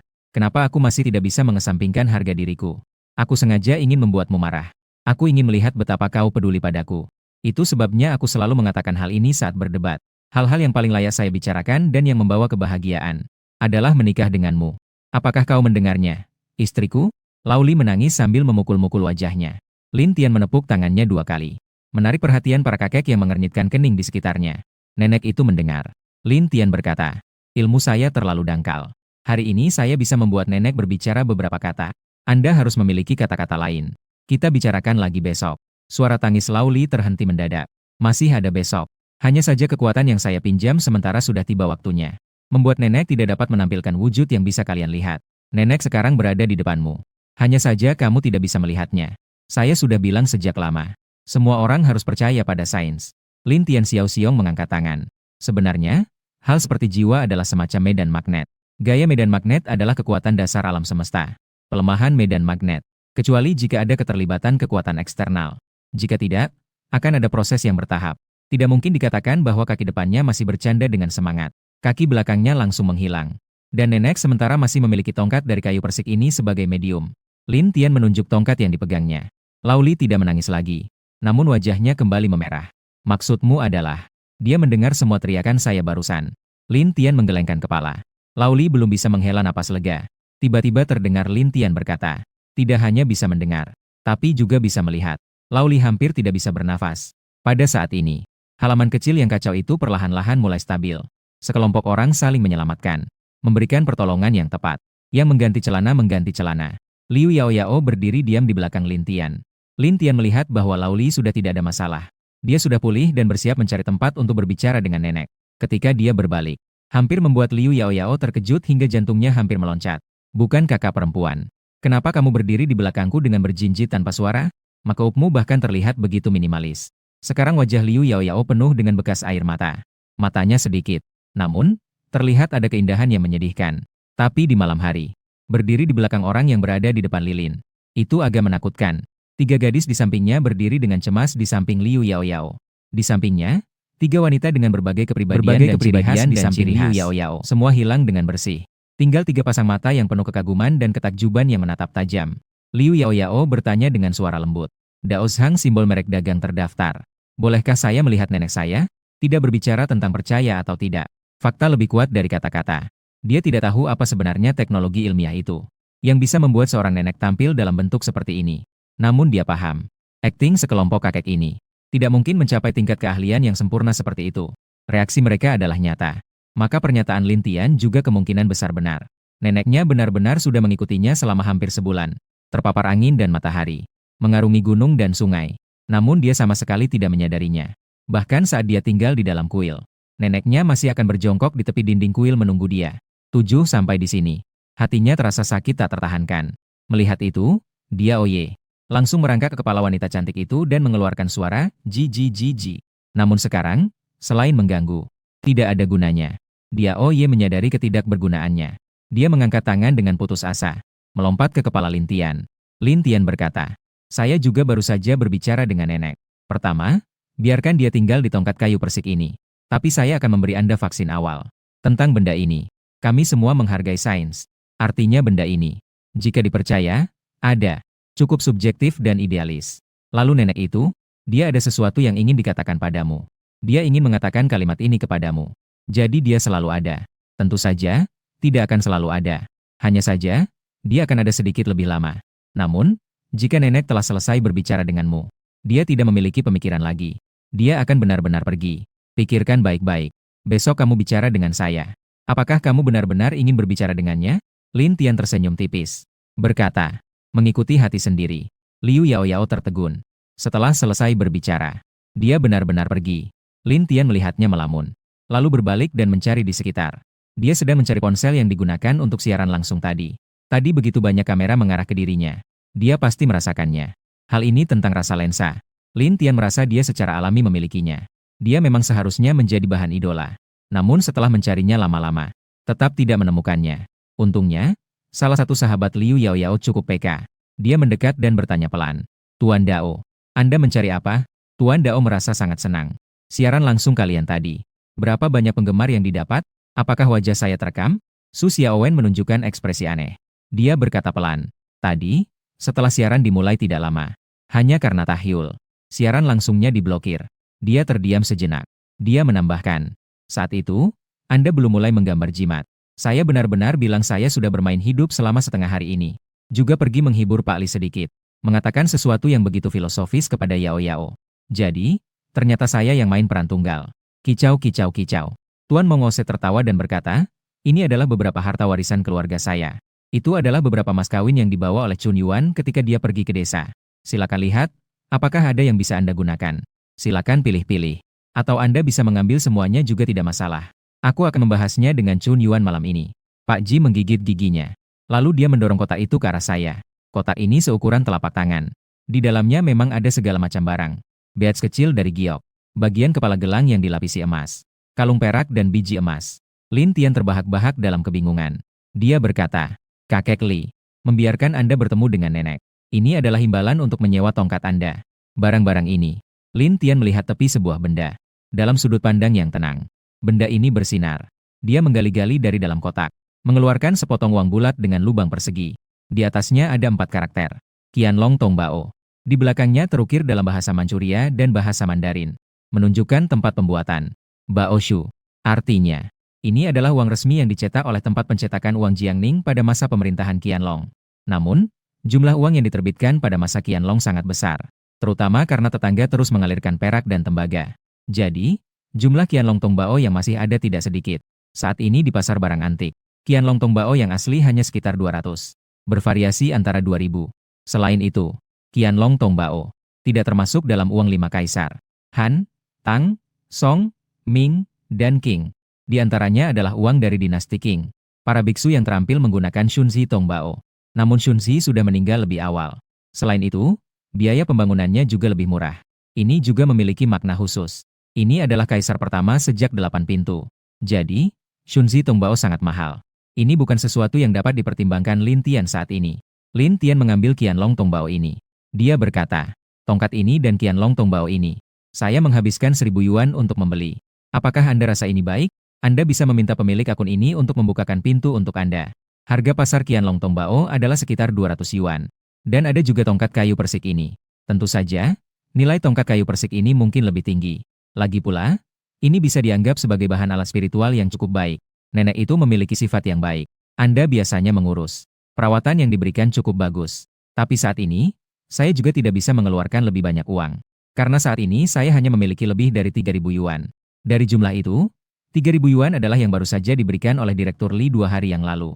Li Tua langsung menyatakan, ini bukan memberi saya uang, kan? Ini tindakan yang memukul wajahku. Dia segera menyatakan tidak ingin uang. Jika diberi uang, dia akan bunuh diri. Lin Tian terkejut.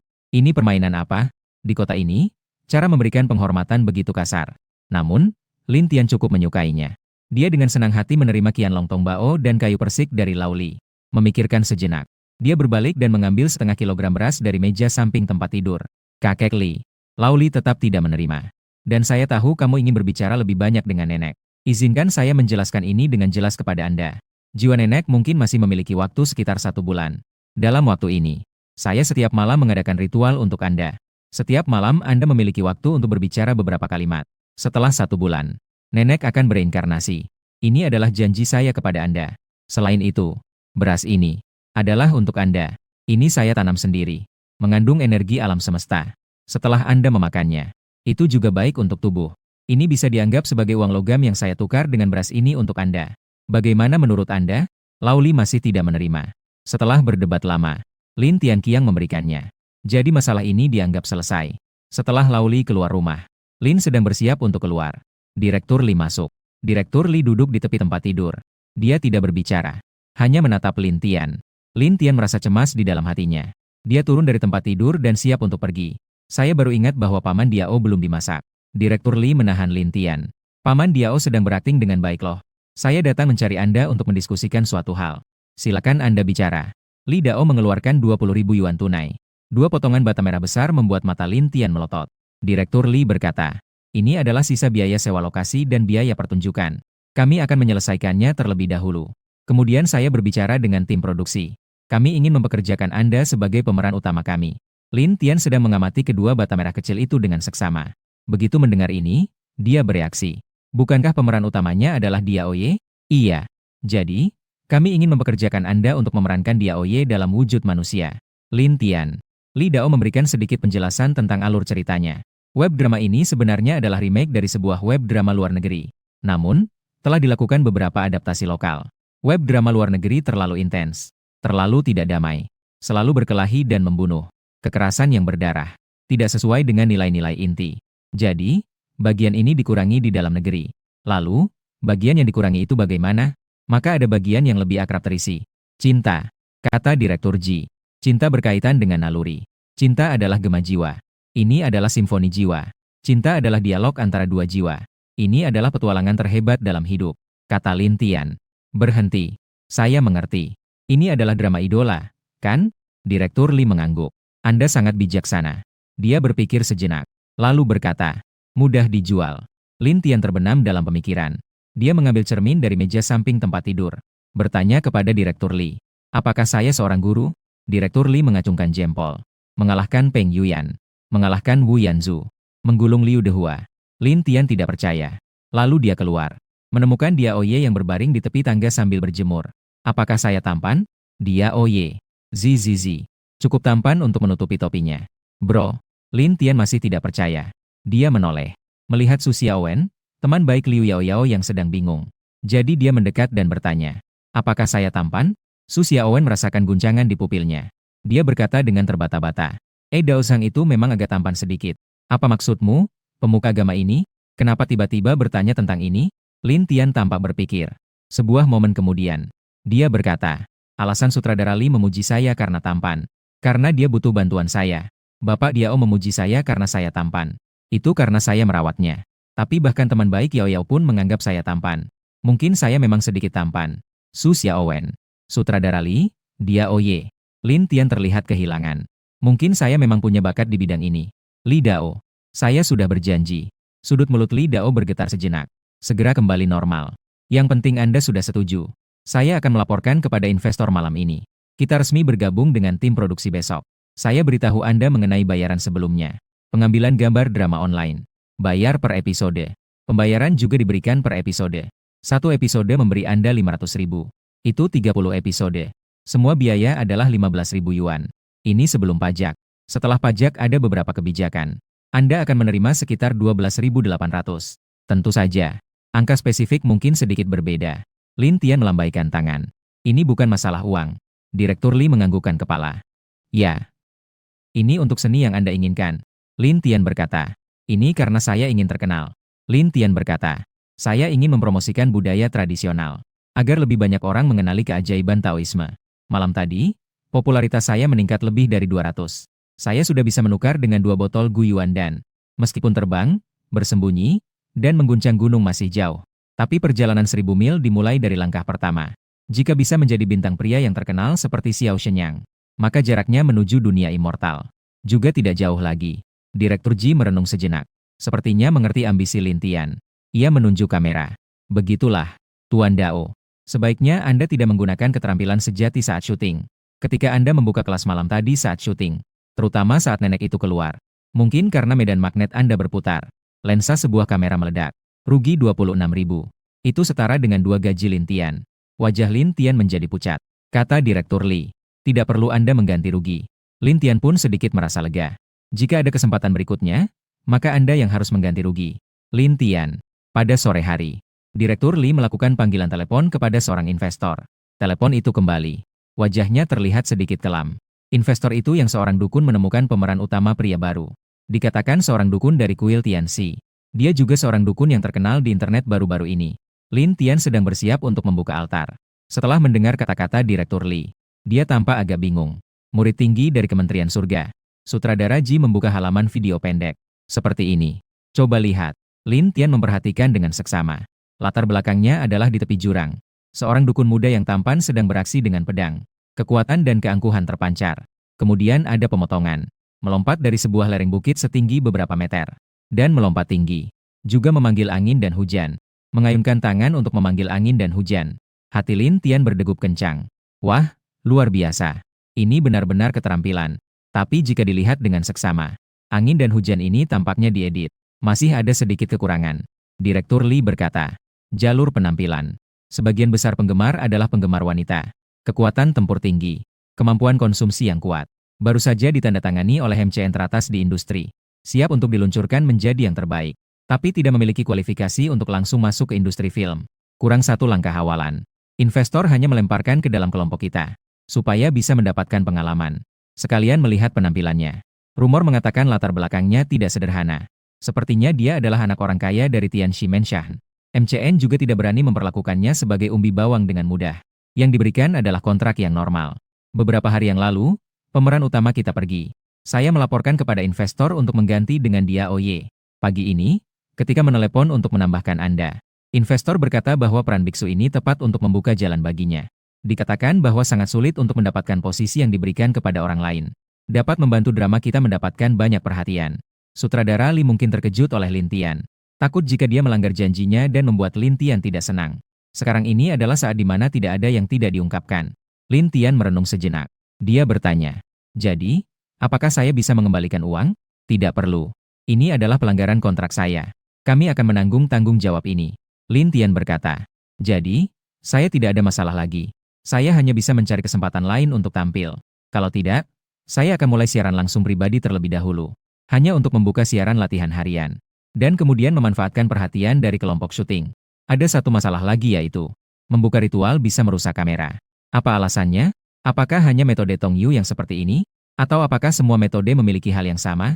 Kebetulan masih ada waktu sampai sore. Lin Tian kembali ke rumah untuk memikirkan tentang latihan. Pendeta ini benar-benar ada. Benar adanya. Beberapa sahabat Yao Yao belum pergi. Mereka tinggal di dalam kuil. Untungnya ada banyak rumah di halaman belakang kuil. Setelah sedikit dirapikan, itu juga bisa melindungi dari angin dan hujan. Saat ini, Liu Yao Yao terjebak dalam pilihan sulit yang besar dalam hidupnya. Sementara fokus perhatian ketiga sahabat lainnya. Jelas terlihat agak berbeda arah. Apakah nenek kemarin itu benar? Rasanya tidak seperti bohong. Jujur saja, saya juga sangat merindukan nenek saya. Bisakah saya minta biksu mencarikan saya? Ini adalah biksu yang benar-benar berpengalaman. Ternyata memang agak tersembunyi di alam. Tidak tahu apakah biksu memiliki cara lain, misalnya meramal, melihat jodoh, atau feng shui dan sebagainya. Sepertinya ini adalah pelajaran wajib. Gadis kepala udang. Baru bertemu sudah mau meramal jodoh ya? Ya sudah, jangan diramal. Ya sudah, silakan diramal. Setelah sedikit bermain-main, 3 orang berkumpul di sekitar Liu Yao Yao.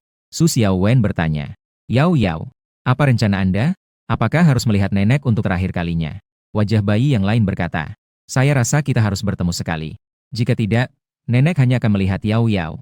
Yao Yao juga tidak bisa berbicara dengan nenek. Teman wanita berpenampilan dewasa itu berkata, mari kita bertemu sekali. Alasan nenek menunggu begitu lama, juga karena ingin mengatakan sesuatu kepada Yao Yao. Meskipun seperti ini terus ditunda, nenek juga akan segera menghilang. Liu Yao Yao sebenarnya sudah membuat keputusan sejak lama. Namun, di dalam hatinya masih ada harapan. Pertapa itu sangat mumpuni sampai bisa berkomunikasi dengan orang yang telah meninggal. Apakah ada cara untuk itu? Yang bisa membuat nenek selalu ada di samping saya? Setelah Liu Yao Yao menyampaikan pikirannya, 3 teman wanitanya merasa dia berpikir terlalu banyak. Su Xiaowen berkata, pertapa itu masih sangat muda, dan mungkin tidak banyak berinteraksi dengan orang. Agak pucat. Jika dia bisa melakukan hal seperti itu, pasti tidak bisa menahan diri untuk pamer. Dia berpikir sejenak. Dan alasan mengapa sang pemimpin tidak terkenal sekarang, sepenuhnya karena lingkaran sosialnya kecil. Memiliki kekuatan yang ajaib ini, dia pasti tidak akan berada di kelas yang sama dengan kita di masa depan. Ini mungkin adalah satu-satunya kesempatanmu, Yao Yao, untuk meminta sang pemimpin melakukan sesuatu. Jika minta lebih dari yang seharusnya, jika sang pemimpin marah, mungkin membuat Yao Yao dan neneknya tidak bisa bertemu sama sekali. Setelah dia menganalisis seperti ini, keempat orang itu baru menyadari, iya, memiliki kemampuan seperti itu. Berarti mereka beruntung, bisa bertemu. Begitu kekuatan ini muncul di mata orang lain. Lalu mereka dianggap apa? Wajah anak itu berkata, sangat iri pada sang pemimpin. Sebenarnya saya juga kadang ingin meminta pelajaran. Tidak tahu apakah sang pemimpin masih menerima pengikut wanita di kuil ini. Wanita berusia dewasa berkata, saya punya seorang klien. Setelah istrinya meninggal, dia menghabiskan banyak uang. Ingin melihat istrinya sekali lagi. Sudah ada beberapa puluh juta. Jika dia tahu bahwa Daos Hang memiliki kemampuan seperti itu, pasti bisa menghabiskan lebih dari 10 juta. Itu lebih dari 10 juta. Loh, begitu mendengar angka ini, beberapa orang semakin mengagumi Lin Tian. Tidak terobsesi dengan nama dan keuntungan. Memiliki kekuatan seperti ini. Dan masih bisa tinggal tenang di daerah pedesaan yang terpencil seperti ini. Betapa teguhnya niat untuk mencari kebenaran ini. Yao Yao, bersiaplah sedikit. Sebentar lagi akan ada ceramah. Sutradara Li memanggil dari luar. Yao Yao menjawab dengan baik. Dia berkata kepada 3 sahabatnya, hati-hati. Hati-hati agar tidak menggosip sampai Daos Hang mendengarnya. Daos Hang bisa langsung menggambar orang kecil untuk menjaili kalian. Daos Hang bukan orang yang seperti itu. Yao Yao menggulung matanya. Dia merapikan pakaiannya lalu keluar. Sementara itu, ketiga orang yang tersisa melanjutkan diskusi. Mengapa Lin Tian memilih tinggal di tempat seperti ini? Apakah dia harus menyebarkan urusan Lin Tian ke lingkaran sosialnya? Properti dan pengambilan gambar di kiri dan kanan. Satu memasak, satu memotong sayur. Kakak properti yang merokok berkata, kamu bilang tentang pemimpin jalan ini. Sangat hebat. Kenapa masih bersembunyi di tempat seperti ini? Kalau bukan karena nenek Yao Yao kebetulan datang, mungkin kita sudah pergi tanpa tahu betapa hebatnya kuil ini. Pengambilan gambar berkata, kamu tidak perlu mengurusi apa yang orang lain pikirkan. Lagi pula orang yang hebat seperti itu. Kita hanya perlu melayani dengan hati-hati. Juga tidak tahu apakah kita sebelumnya bersikap buruk terhadap pemimpin jalan. Apakah pemimpin jalan akan mendendam kepada kita? Kamu bilang kita tidak akan mati tercekik makanan besok tanpa alasan? Properti berpikir sejenak. Pemimpin jalan seharusnya tidak sepetis itu. Jadi, apakah kamu sudah mendengar tentang pergantian pemeran utama? Orang pengambilan gambar berkata, ayo ganti pemimpin jalan. Saya bisa mengerti maksud sutradara Li. Kita yang bekerja di bidang ini. Percayalah pada hal semacam ini. Jika ada pemimpin jalan yang mengawasi di dalam drama. Saat kita pergi untuk mengambil gambar di rumah hantu atau rumah angker lainnya. Hati ini juga merasa tenang. Alat pengatur berkata, bukan urusan ini. Besok kelompok kita akan kedatangan seorang guru sejati. Konon dia adalah pewaris yang sah dari rumah guru. Pemutar film terkejut. Aku, Cao. Pemimpin kuil Zanlong saja sudah hebat seperti ini. Pada hari itu di kediaman sang guru. Pasti datang dengan melayang di atas awan. Alat pengatur berkata, hei, tidak menyangka dunia ini benar-benar memiliki hal seperti ini. Sudah berkecimpung di dunia ini selama bertahun-tahun. Selalu hanya mendengar kabar angin. Ini benar-benar pertama kali saya melihat. Tidak tahu apa yang bisa dibawa guru sejati besok. Pemutar film berkata, ini juga bisa dianggap sebagai modal untuk diceritakan. Nanti setelah pertunjukan selesai, Kita juga bisa berbincang lebih banyak saat minum. Alat pengatur melirik ke arah langit. Malam ini seharusnya Nenek Yao Yao muncul. Mari kita pergi lebih awal. Pemutar film berkata. Pertama, siapkan makanannya. Nanti setelah guru selesai menjalankan ritual, langsung saja makan. Dua orang baru saja keluar berjalan-jalan. Mereka melihat asisten sutradara Zhao Daguang mengantar dua pria paruh baya datang. Mengenakan kacamata hitam. Dengan setelan jas hitam. Menggenggam koper besar dan selimut di tangan. Ini. Zhao Daguang segera menyapa kedua orang itu. Cepat. Kedua orang ini adalah badan pengaman Zhang Xian dan Zhang Xiao. Mereka datang sehari lebih awal untuk bersiap-siap. Tolong bantu angkat barang-barang itu. Dua orang di departemen properti saling tatap. Setelah masuk, yang pertama terlihat adalah altar yang ditutupi kain merah besar dan tempat tinggal Mimi Jia. Dua orang pengawal. Salah satunya bernama Zhang Long. Mereka adalah murid dari keluarga Zhang. Keduanya memiliki sedikit keterampilan dasar. Dengan sekali lihat sudah bisa tahu altar ini digunakan untuk menenangkan roh. Sangat profesional. Zhang Long melirik sekilas, memberikan sedikit penilaian. Lalu bersama Zhang Hu di departemen fotografi properti. Mereka memindahkan barang-barang ke halaman belakang. Untuk memberi ruang bagi tuan ini. Membiarkan tim rias dan dua pemeran pendukung. Tiga gadis kecil berdesakan bersama. Setelah selesai sibuk, properti melihat waktu. Sudah mendekati waktu. Harus segera. Properti memanggil fotografer. Sekaligus memanggil dua bodyguard. Keduanya. Malam ini, sang dewa akan mengadakan upacara. Apakah kalian berdua ingin pergi melihat? Zhang Long mengangguk. Bertanya. Ini syuting cerita apa? Apakah perlu tambahan dari Tuan di akhir? Tuan tidak terlalu suka dengan syuting tambahan di akhir. Dia cukup merasa tidak suka dengan teknik pengeditan di kalangan ini. Terutama adalah adegan upacara. Sebagai konten syuting drama percintaan antara Taois. Pasti adalah bagian dari karakter utama. Jadi Zhang Long mempertimbangkan lebih banyak. Sekedar mengingatkan sebelumnya. Agar tidak membuat masalah dengan Tuan di dalam kru. Properti berkata. Itu bukan. Tidak perlu ada tambahan syuting dari karakter utama. Fotografer berkata. Dan ini juga bukan syuting. Di dalam kelompok kami. Seorang gadis kecil. Neneknya mengikuti kru ke gunung. Pendeta, orang baik. Memutuskan untuk mempertemukan gadis kecil dengan neneknya. Zhang Long dan Zhang Hu saling memandang satu sama lain. Tim properti dan tim kamera merasa mereka berdua seharusnya paham. Lalu dia bertepuk tangan dan pergi. Zhang Long berkata kepada Zhang Hu. Apa yang kamu pahami, Ming? Zhang Hu mengangguk tenang. Saya sudah mengerti.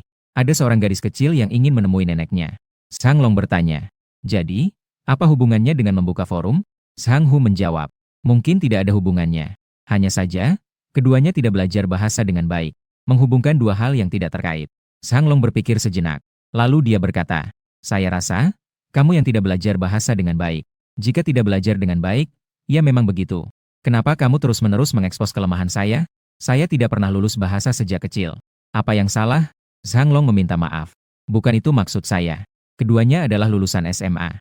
Dan keduanya adalah cabang keluarga. Bukan garis keturunan utama. Tidak bisa masuk akademi tanpa ujian. Jika berbicara tentang ijazah, keduanya tidak memiliki pendidikan yang tinggi. Tapi Zhang Long lulus bahasa. Zhang Hu masih marah. Zhang Long segera berkata, dengarkan analisis saya. Dia memberi sedikit analisis kepada Zhang Hu. Mereka seharusnya bermaksud demikian. Nenek gadis kecil ini sudah meninggal. Setelah itu, ada seorang biksu di sini. Bisa mengadakan ritual. Membiarkan gadis kecil itu melihat neneknya. Dalam sebentar lagi akan melakukan ritual. Itulah maksudnya. Kamu mengerti, kan? Zhang Hu menyipitkan matanya. Berpikir sejenak. Kemudian menggelengkan kepala. Tidak mengerti. Kamu bergumam tentang apa? Zhang Long sudah memahami Zhang Hu. Sudah lewat untuk marah. Dia menjelaskan lagi dengan sabar. Ada seorang biksu di sini yang bersiap untuk menipu. Zhang Hu mengerti. Ada penipu. Zhang Long mencibir. Kemudian terdengar Zhang Hu berkata. Apa hubungannya dengan kita? Dia menipu dia. Kita urus urusan kita sendiri. Kamu kan bukan polisi. Kenapa kamu ikut campur urusan orang lain? Kau tidak sepanik ini meskipun sang guru tua ditipu sebesar 100.000 yuan oleh kasino kerajaan beberapa hari yang lalu. Kamu masih tertawa seperti itu. Hampir-hampir membuat guru kita mengeluarkan ikat pinggang untuk memukulmu. Wajah Zhang Long menjadi pucat. Dia cepat-cepat menutup mulut Zhang Hu. Kamu harus bicara pelan. Zhang Long melihat sekeliling tidak ada orang. Tanpa sengaja merasa kesal. Namun dia tetap menjelaskan. Dia adalah seorang biksu dari Zuan Longguan ini. Jadi kita juga biksu. Dan besok Tuan Muda akan datang ke grup syuting. Jika saat itu terungkap bahwa biksu ini menipu, media-media jahat itu tidak akan mengatakan bahwa biksu Zuan Longguan yang menipu. Melainkan akan menulis. Grup syuting 20. Seorang biksu. Menipu. Kau tahu kan? Itu akan berdampak pada Tuan Muda kita. Zhang Hu menjadi bingung lagi. Apa hubungannya dengan Tuan Muda kita? Kata Zhang Long. Ikuti saja aku. Jika biksu ini benar-benar telah menipu orang, itu tidak baik untuk tuan muda kita. Zhang Hu masih bersikeras. Bagaimana kau bisa langsung menyatakan orang itu penipu? Kata Zhang Long. Sudah gila. Pernahkah Anda melihat seseorang di kediaman guru surgawi yang dapat memanggil jiwa orang mati kembali untuk berbicara dengan orang hidup? Zhang Hu menggelengkan kepala. Belum pernah melihat. Jadi menurutmu, bahkan Tianxi pun tidak bisa melakukan ini? Sembarang pendeta dari kuil liar bisa melakukannya. Apakah ini masuk akal? Pendeta ini mungkin bahkan tidak memiliki sertifikat resmi. Zhang Hu mulai curiga. Maksudmu, ini adalah penipuan yang mencolok. Ini adalah sampah yang merusak reputasi Daoisme dan kantor Tianxi. Zhang Long mengangguk. Jadi kita harus menghentikan mereka. Kita tidak boleh membiarkan mereka tertipu. Zhang Long melihat Zhang Hu akhirnya mengerti. Menghela napas lega. Keduanya sepakat dengan cepat. Segera berjalan ke depan. Kenapa Lao Li tidak datang malam ini? Pak Li tidak datang. Tetapi beberapa orang tua kemarin datang. Beberapa orang tua menjelaskan harga. Tadi malam, Lao Zhang banyak bicara. Membangga-banggakan istri sendiri. Dia membicarakan hal ini dengan pendeta. Istrinya juga adalah adik ipar Lao Li. Dia adalah saudara perempuan dari nenek itu kemarin malam. Begitu mendengar, merasa tidak baik. Merasa Lao Li telah tertipu. Tadi malam sudah menelepon anak Pak Li. Anak Pak Li kembali siang ini dan sudah mengendalikan Pak Li. Pak Li meminta kami datang untuk membawa pesan. Katakan saja bahwa dia bisa menyelesaikan masalah ini besok atau lusa. Biarkanlah, jangan khawatir, Tuan Dao. Lin Tian mendengarkan penjelasan dari kakek ini. Dia bisa memahami pemikiran orang-orang muda ini. Saat ini, uang milik orang tua dan wanita adalah yang paling mudah untuk dicuri. Yang penting adalah dia bukan penipu. Dia tidak akan datang besok untuk meminta kupon Qianlong dan tongkat kayu persik, kan? Beras roh saya juga cukup mahal. Baiklah. Lin Tian tanpa sebab merasa khawatir dan pusing. Masalah besok kita bicarakan besok saja. Hari ini selesaikan dulu masalah Yao Yao. Masalah nenek ini sudah tertunda beberapa hari. Bicaralah padaku setiap hari. Melihat matahari terbenam. Langit hanya tersisa sinar senja. Tapi masih ada waktu sebelum bulan muncul. Masih sedikit lagi waktu.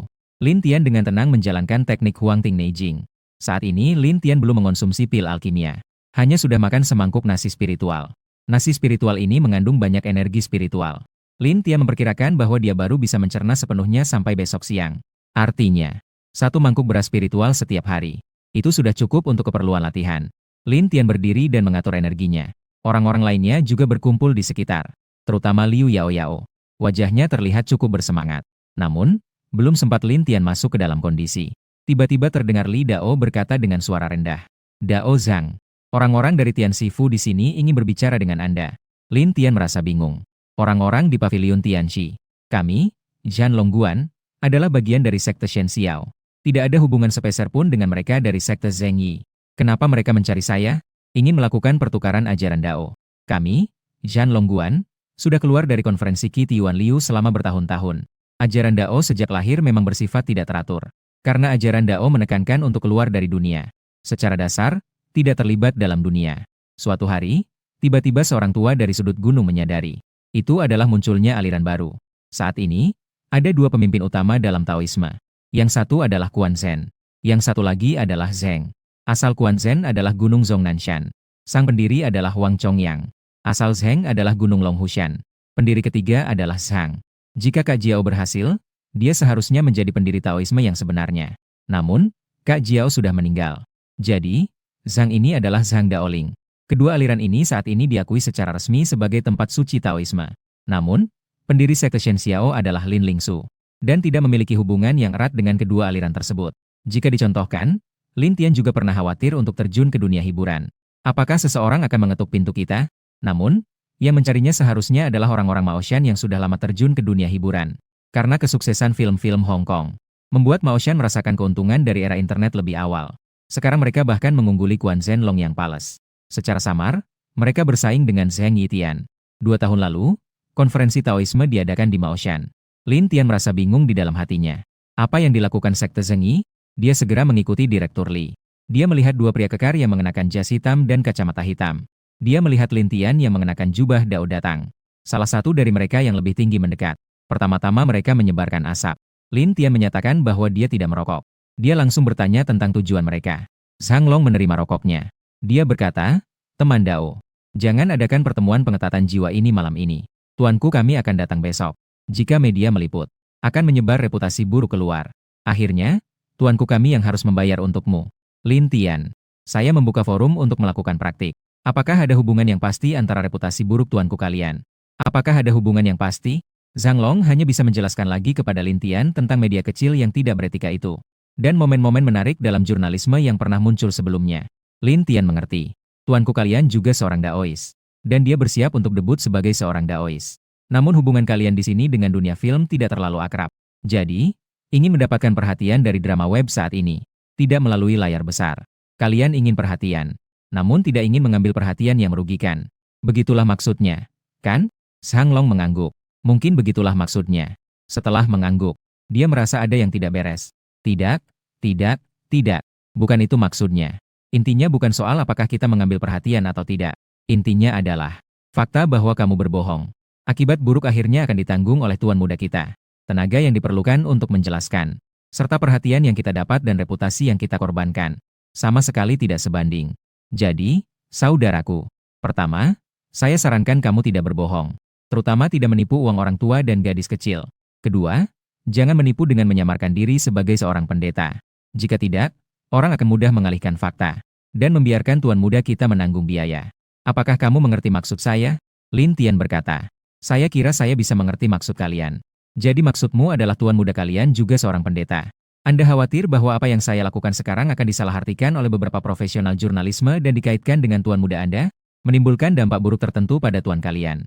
Saya bisa mengerti pemikiran kalian. Tapi mengapa saya harus memenuhi permintaan kalian? Saya melakukan urusan saya. Justru karena mungkin akan mempengaruhi tuan kalian. Jadi tidak bisa dilakukan. Apakah saya melanggar hukum? Atau merusak norma dan kebiasaan yang baik? Kalian tidak pergi mencari masalah dengan para jurnalis. Sebaliknya, kalian datang mencari saya. Bukankah ini merupakan pembalikan sebab dan akibat? Zhang Long sedikit merapikan logika di dalamnya. Tidak bisa menahan untuk mengangguk. Kamu ada benarnya. Tapi kami tidak bisa menutup mulut para jurnalis. Namun, kami meminta Anda untuk berhenti menggunakan nama seorang pendeta Taois untuk melakukan penipuan dan kecurangan semacam itu. Kami, Jalan Tianxi, memiliki identitas resmi. Jika kamu terus meminjam identitas seorang biksu, membuang kepada masyarakat hal-hal yang merusak reputasi Taoisme kami. Hal seperti ini, meskipun kami tidak melaporkan ke polisi, kami juga memiliki peraturan dan ketentuan internal. Akan mengeluarkan kamu dari daftar biksu. Jika jumlah penipuan yang kamu lakukan sangat besar, kami bisa menyerahkan kamu kepada polisi untuk diproses sesuai hukum. Lin Tian benar-benar terkejut. Dia mengangkat tangan dan berkata, kalian berdua, saya tidak melakukan apa-apa. Juga tidak menerima sepeser pun. Mengapa kalian berdua bersikeras bahwa saya adalah penipu? Zhang Long berkata, saudaraku, saya akan katakan seperti ini. Saya tidak tahu metode apa yang kamu gunakan. Menyogok kakek itu untuk berpura-pura bersamamu. Bahkan menyogok pemeran wanita yang akan berakting bersamamu. Hanya untuk menciptakan skene memanggil arwah yang sangat realistis. Untuk menunjukkan bahwa kamu adalah seorang biksu sejati. Memiliki ajaran yang nyata dan bisa berbicara dengan roh dan dewa. Dapat menggunakan beberapa kekuatan magis. Tapi saudaraku, saya katakan padamu. Sekarang adalah masyarakat yang ilmiah. Kami berdua adalah orang-orang yang sangat berpengalaman. Kamu tidak bisa menipu kami berdua. Kami berdua hanya perlu sedikit mendengar. Untuk memahami trik apa yang kamu pikirkan. Kamu tahu tuan kami sudah menyukai kekuatan misterius ini sejak kecil. Jadi kamu sengaja merancang untuk mendekati tuan kami. Saya tidak tahu siapa yang merencanakan semua ini untukmu. Tapi saudaraku, saya beri kamu satu nasihat. Jangan teruskan ini lagi. Berhenti sampai di sini. Kami tidak melakukan apa-apa. Jika kamu bersikeras untuk melanjutkan, jangan salahkan kami berdua jika tidak sopan. Saudaraku, sulit bagimu untuk mewarisi kuil keluargamu ini. Jangan bilang kamu mempercayai fitnah seseorang yang mengatakan betapa besar manfaatnya untukmu. Kamu pergi mendengarkan katanya untuk mengganggu tuan kami. Keluarga Zhang dari Gunung Longhu bukan orang yang bisa kamu permalukan. Di dalamnya terdapat banyak hal yang rumit. Kamu, seorang biksu kecil dari pegunungan, sama sekali tidak akan memahaminya. Zhang Long semakin berbicara, semakin merasa bahwa pemikirannya ada benarnya. Orang-orang di jalan tahu bahwa tuan muda mereka sudah menyukai hal-hal gaib sejak kecil. Dia juga telah mengunjungi banyak gunung dan sungai terkenal sejak kecil untuk mencari hal-hal supernatural seperti ini. Untuk itu, dia telah ditipu banyak kali dan kehilangan banyak uang. Dia juga tidak belajar keterampilan yang sebenarnya. Ini jelas merupakan sesuatu yang ditujukan untuk hobi tuan muda ini sebelumnya. Sudah mendengar informasi ini sebelumnya. Tuan muda mereka memiliki hobi ini. Jadi sebelum tuan muda mereka datang, berita ini sudah bocor yang memungkinkan mereka untuk mengatur rencana lebih awal. Dunia hiburan ini benar-benar seperti tembok yang bocor di segala arah. Satu informasi bisa bocor kemana-mana. Sebagai anggota keluarga Zhang, mereka tentu tidak bisa membiarkan tuan muda jatuh dalam jebakan ini lagi dan lagi. Seandainya tuan muda ada di sini, karena terlalu mencintainya, mungkin dia benar-benar akan jatuh lagi. Namun, untungnya kali ini mereka berdua datang lebih awal. Mereka sepenuhnya dapat mencegah kejadian ini terjadi.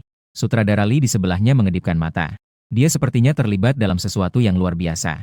Tetapi karena ucapan Zhang Long menyebutkan dia. Jadi, Li Dao masih perlu memberikan penjelasan. Direktur Lee segera berkata, "Penjaga ini, Tuan Dao, saya akan ucapkan suatu kebenaran. Kita semua di sini bukan orang buta. Kita juga bukan mendorong tahayul. Kami juga tidak disuap untuk menemani Tuan Dao dalam berakting. Kami benar-benar telah menyaksikan kekuatan mistis Taoisme. Jadi kami sangat antusias. Dan kami sangat mendukung Tuan Dao ini. Meskipun kami tahu ada beberapa perbedaan dalam pewarisan Taoisme. Ada beberapa yang tidak seimbang. Tapi saya berharap kalian berdua tidak saling berhadapan seperti ini. Mari semua duduk dengan tenang. Mari kita bicarakan dengan baik. Selain itu, malam ini hal ini juga sangat penting bagi Yao Yao. Semua orang tahu tentang keberadaan jiwa ini di bawah sinar matahari. Dalam beberapa hari, nenek Yao Yao akan menghilang. Ini akan menjadi sebuah bekas yang tidak bisa dihapus dalam hidup Yao Yao ke depan. Ini adalah penghancuran yang sangat besar bagi jiwa gadis kecil itu. Berkata, memberi uang seperti yang diberikan kepada Yuan atau dengan sengaja melakukan ini untuk menjebak seseorang. Sang biksu bahkan tidak menerima sepeser pun. Kami hanya memberi biksu biaya penampilan yang seharusnya dia terima. Hal ini sepenuhnya dilakukan karena kebaikan hati biksu itu. Zhang Long masih ingin berbicara. Zhang Hu tidak bisa menahan diri. Kepalanya terangkat, tangan melambai. Berkata, kalian berdua jangan buang waktu. 2 warnet di lapangan. Akhirnya saya bisa mengerti. Ternyata kalian berkumpul untuk menjebak tuan muda kami. Lin Tian terdiam. Dia menghela napas. Direktur Lee, kamu yang bicara kepada mereka. Waktu hampir habis. Saya pergi untuk membuka forum. Tidak bisa. Tidak boleh dibuka. Zhang Hu berdiri di depan Lin Tian. Kau barang warnet. Masih ingin menipu di depan Tuan Hu. Benar-benar memberimu muka. Lin Tian benar-benar bingung. Sobat, ini adalah di rumah saya. Membuka altar juga harus persetujuanmu. Jangan bilang itu orang Zhang. Bahkan jika seorang Tianxi modern berdiri di sini, dia juga tidak dapat mengatakan bahwa membuka altar mengganggu saya. Lin Tian cukup bingung. Dia berkata, kalau tidak, kalian sebaiknya lapor polisi. Serius, kalian menunda sehari lebih lama. Nenek itu harus tinggal di luar 1 hari lagi. Saya kemarin sudah menaruh mangkuk di luar. Memberi nenek itu tempat berlindung. Jika tidak, nenek itu hanya memiliki waktu 2 hari ini. Sebenarnya malam ini membuka altar ada tantangan. Yaitu, nenek Yao Yao tidak seperti nenek rumah tuali. Memiliki alat ritual untuk berlindung. Jadi, operasi malam ini lebih menantang. Lin Tian tidak punya waktu untuk menghabiskan waktu dengan 2 orang ini di sini. Tidak bisa. Tidak bisa dibuka ya tidak bisa dibuka. Zhang Hu benar-benar keras. Dengan lengan besar yang terbuka. Seperti harimau pemalang jalan. Di sini ribut. Di depan merasa ada yang tidak beres. 2 pria juga berjalan mendekat. Ini adalah 2 kelompok kerja dari properti dan sinematografi. Dalam kru film ini, tidak banyak pria. Kedua orang ini bisa dibilang sebagai tiang penyangga. Mereka memiliki banyak peran. Sekarang, semua persiapan untuk upacara sudah dilakukan. Dan semua persiapan itu juga dilakukan oleh keduanya. Ada apa? Ada apa? Begitu melihat, 2 pengawal menghentikan sutradara Lee dan Lin Tian. Keduanya segera mendekat. Sutradara Lee memberikan sedikit penjelasan. Dia mengatakan bahwa mungkin seorang murid tinggi dari Gunung Longhu salah paham tentang Sang Dewa. Dia mengira Sang Dewa adalah penipu. Besok, Tuan Muda akan datang. Malam ini akan ada upacara. Ini mungkin akan memengaruhi reputasi Tuan Muda dari Gunung Longhu. Tim properti dan sinematografi mendesak maju. Mereka menghadang di depan Lin Tian. Mereka melihat 2 pengawal dengan heran. Bukan teman dekat. Pendeta Gunung Longhu bahkan tidak memiliki sedikit pun mata untuk melihat ini. Kalian berdua tahu siapa dia? Bagaimana kalian berani menyinggung Sang Dewa? Percaya atau tidak, Sang Dewa bisa menatap kalian berdua sampai mati.